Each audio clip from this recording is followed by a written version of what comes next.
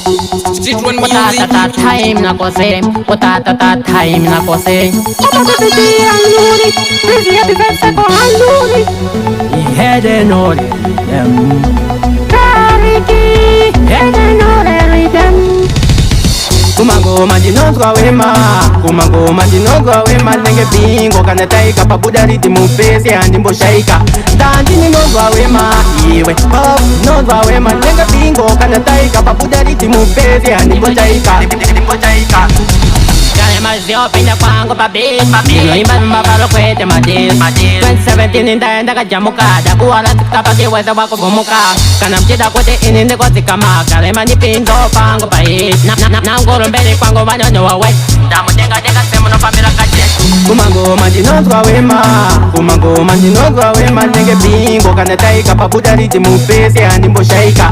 Dandi ndinonzwa wema, iwe pop nonzwa wema. Nenge bingo kana taika pabuda riti mupesi handimboshaika. Ndikugedegeda kutsvaka chibanzi, usachami zikenda pinda muzanzi. Ndizikita zvekutamba, ndikuyita zvekubata manamba mumanzi. Tamse nguwa ini ndikapiwa chanzi. Ini mo, usapikise ngoma ndinemo. Hene ndaba top hanizibalo. Kumangoma ndinonzwa wema, kumangoma ndinonzwa wema. Nenge bingo kana taika pabuda riti mupesi handimboshaika.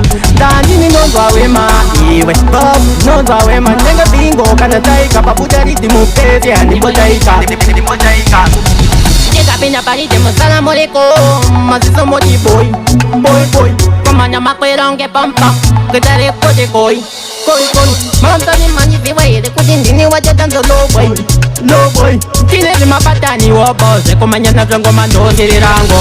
Kumangoma ndinonzwa wema, kumangoma ndinonzwa wema. Nenge bingo kana taika pabuda riti mupesi handimboshaika. Dandi ndinonzwa wema, iwe pop nonzwa wema. Nenge bingo kana taika pabuda riti mupesi handimboshaika. Kumangoma ndinonzwa wema, kumangoma ndinonzwa wema. Nenge bingo kana taika pabuda riti mupesi handimboshaika.